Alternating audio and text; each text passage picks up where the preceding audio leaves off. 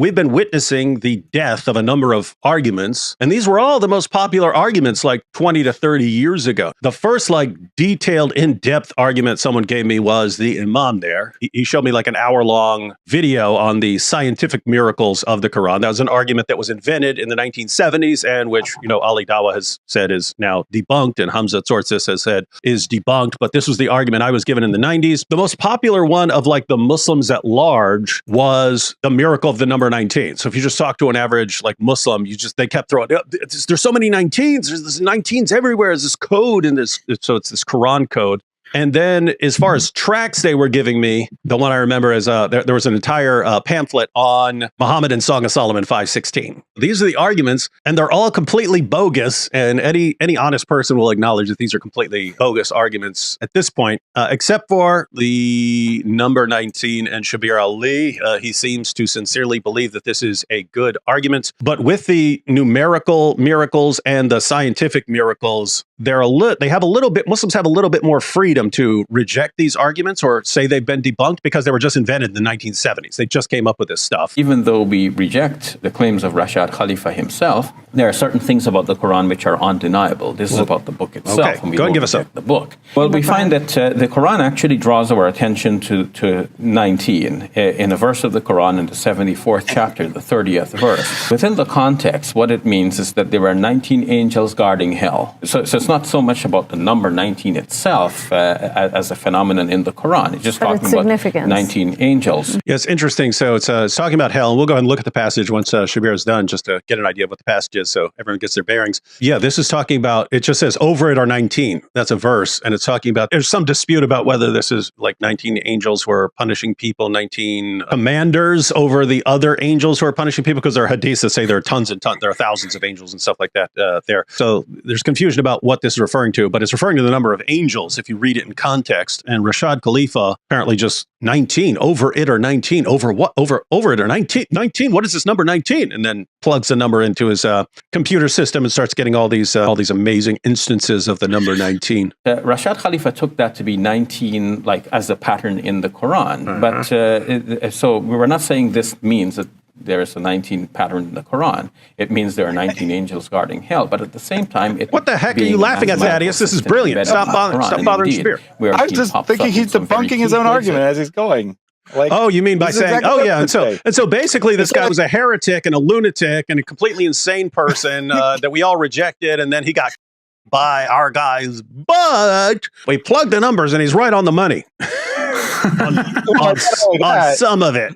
And not only that, the verse he went to, it totally doesn't mean that, but yeah, it still works. He had this obsession with the number 19 because of this verse, over it or 19, which talk about 19 angels, and he thinks it's somehow like over everything and this mystical Allah's favorite number and so on, that he's going to put it all over the Quran. And shocker, he went out and found it all over the Quran. Amazing. And where it says over it are 19, that's in the 30th verse. The very next verse, the 31st verse of that 74th surah, explains in detail why God made 19 angels to guard hell. And it says that this is in order to strengthen the faith of the believers, even to give certainty to the people of the book who might be looking at the Quran. Now, this verse, which goes into such great detail explaining the wisdom behind the 19 angels, actually comprises 57 words, which is 19 times 3. All right, so Shabir gives a bunch of examples, but they're like that. But you can find a lot of these examples of, look at this. There's a 19 here. Look at this number of words. It's 38, which is 19 times 2, and this is 57. This happens over and over and over again. He talked about rolling dice, right? And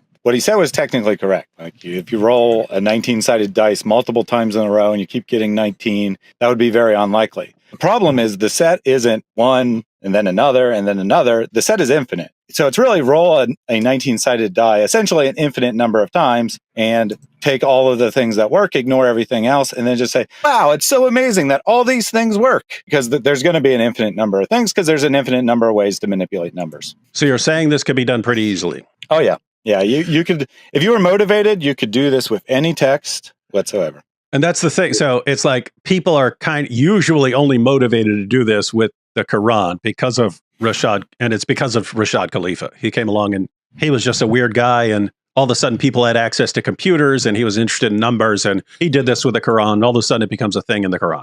a thing for Muslim apologetics. All right, so this is Surah 74. And for a little bit of you see right there, 74:30, over it or 19. And this is interesting. This is one of those passages where you have all these little short verses, and then all of a sudden you get one verse that's like, it seems almost as long as the rest of the entire chapter put together. But let's go back. Allah's talking trash about Muhammad's enemies, and says, I'll cast him into hell. So verse 26, I will cast him into hell, and what will make you realize what hell is? It leaves not, nor does it spare aught. It scorches the mortal. Over it are 19. 19 what? Well, he breaks it down. And we have not made the wardens of the fire other than angels. So the idea is that these 19s are some kind of wardens leaders over the other angels, something like that. And we have not made their number, but as a trial for those who disbelieve, that those who have been given the book may be certain. And so this is why it's suggested that maybe Christians and Jews had some idea about 19 angels, so that those who have been given the book may be certain. How is 19 going to make us certain? Well, if they already had an idea,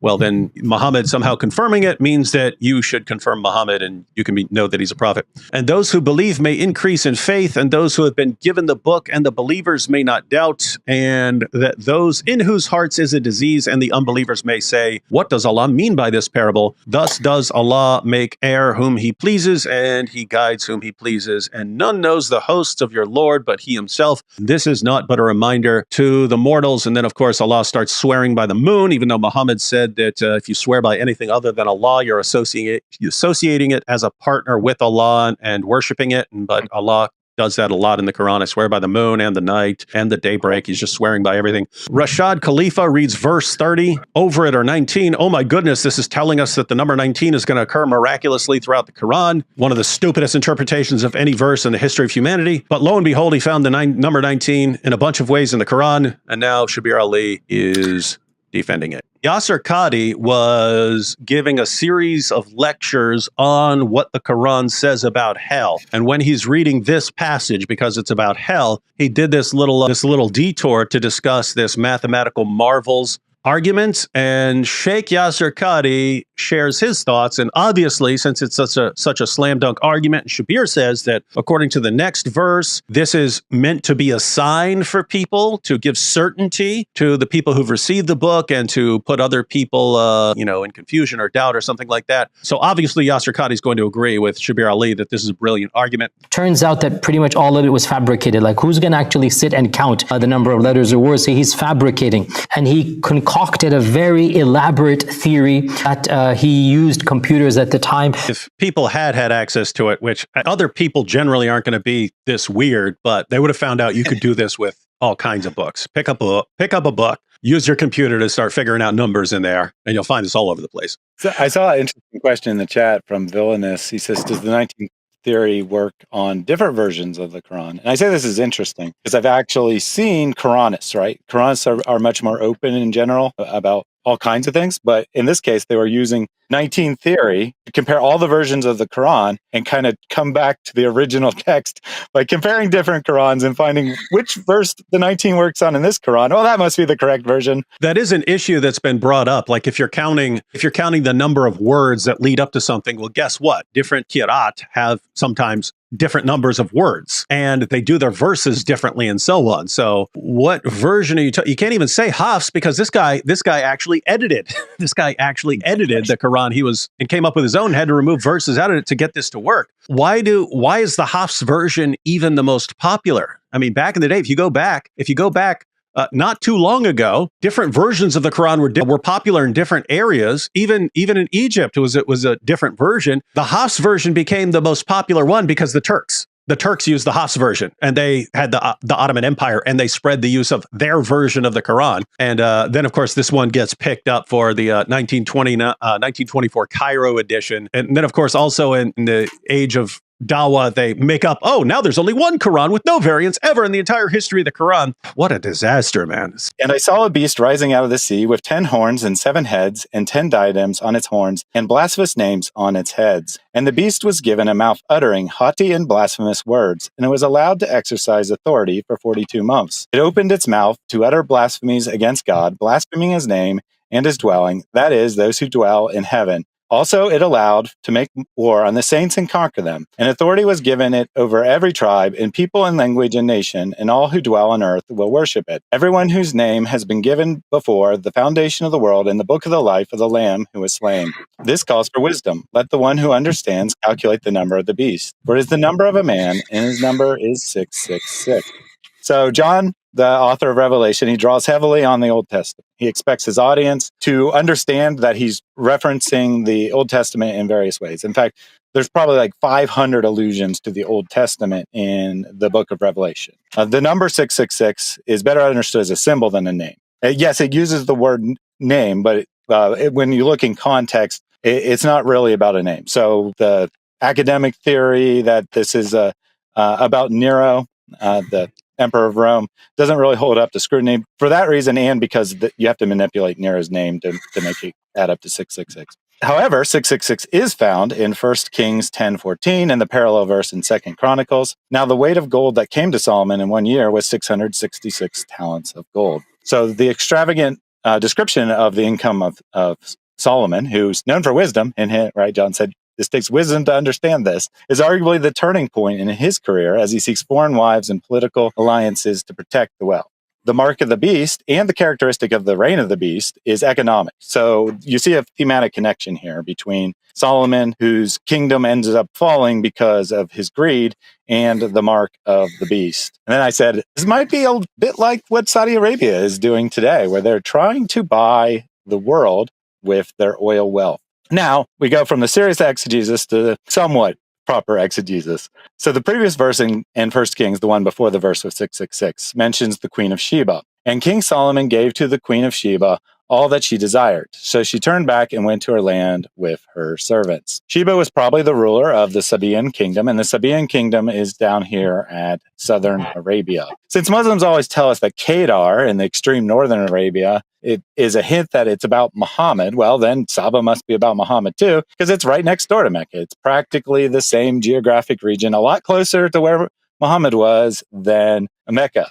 And indeed, let's pretend that the Islamic narrative about Mecca is true. That is this great trade capital, that, oldest and greatest city, and all the trade of the regions going through it. Well, then, if that's true, then Sheba surely went through Mecca on her way to and from Israel. And the exact region of Sheba, so on the one map, it was kind of down here. On this one, it's over here, because the exact region of the geography is not that known. And if this one's correct, then it actually includes Mecca within the king of Saba. Now we have some fun, right? So that was the end of the responsible exegesis. But now we get to the real fun stuff, where we find the mathematical miracle 666 that Allah has chosen to encode in his holy book.